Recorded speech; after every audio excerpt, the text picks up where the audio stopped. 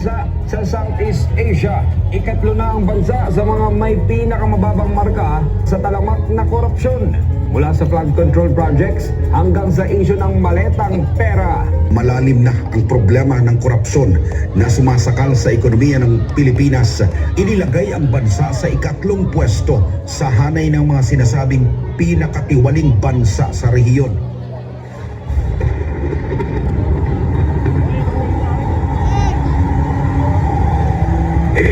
Kulong na yan, mga kurakot! Kulong na yan, mga kurakot! Kulong na yan, mga kurakot! Kulong na yan! Isigaw mo! Katotohanan! Isigaw mo! Huwag na tayo isigaw mo! Katotohanan! Isigaw mo! Pilipinas gising! Huwag na tayo manindihan ng isang isigaw mo! Justisya! Isigaw mo! Katotohanan! Isigaw mo! Pilipinas gising! Huwag na tayo maging bihag ng iisang upuan. Tuusin, hindi lang naman kaming mga kontraktor ang nakikinabang dito. Marami din sa inyo, mga politiko, ang nagpapataba ng bulsa sa pangungurakot. Kawawa po talaga ang mga mamamayang Pilipino kasi ninanakaw lang natin ang kaban ng bayan. Sinong umaahon, tayo ba o sila? Manangiti nila habang nakadabog ka pa sa napunta.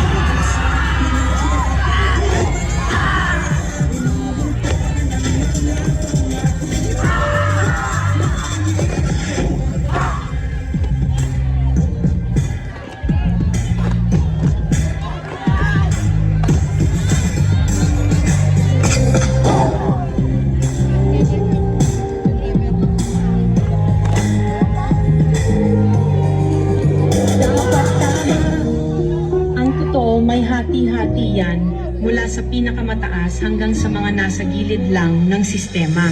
Sa patuloy ng pagdinig sa Senado sa mga di-umano kinontrato na proyekto ng gobyerno, 491 projects. Dapat tama, ilang tao ba din natin ginagawa? Paulit-ulit na lang na ito ang aming simula. Nagsimula, bakit wala natatapos sa trasabati? Lagi ikot ng swelas ng sapatos. Ilang beses na nga ako, ilang beses na pa ako. Pwede natin subukan at tulungan at umako. Bumahagi sa bigat na matagal na natin pasata tayo na sama-sama. Ating malalampasan, may mas mabilis na bukas para sa aking mga anak. Ang unang hakbang ay piliin ang tamang nakatatak na pangalan sa paluto. Huwag na tayo magpauto na sa ating nagpapagyarihan.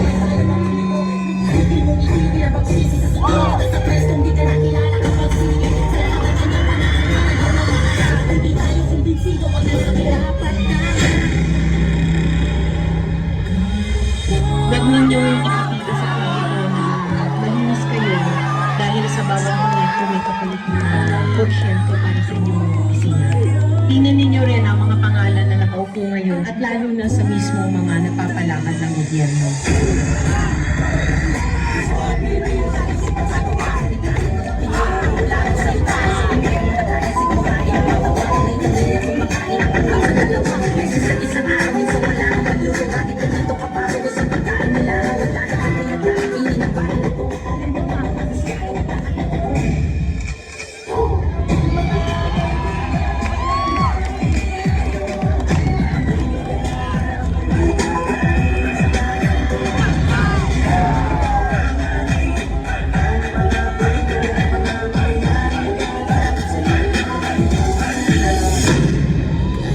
Noong isang taon pa na isiwalat na may mga mali-maletang pera, codename basura, na i-deliver daw sa ilang mga politiko na naglalaman di mano ng hindi lang bilyones, kundi bilyones ng kickback mula sa pondo dapat ng bayan.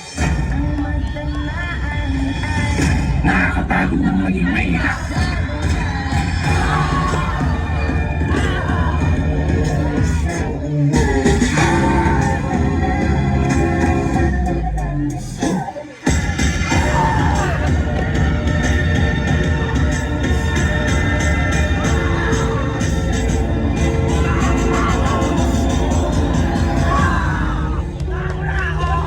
Pera ng buong bayan, pero tayo ang nakikinabang. Hindi ba tayo nahiya?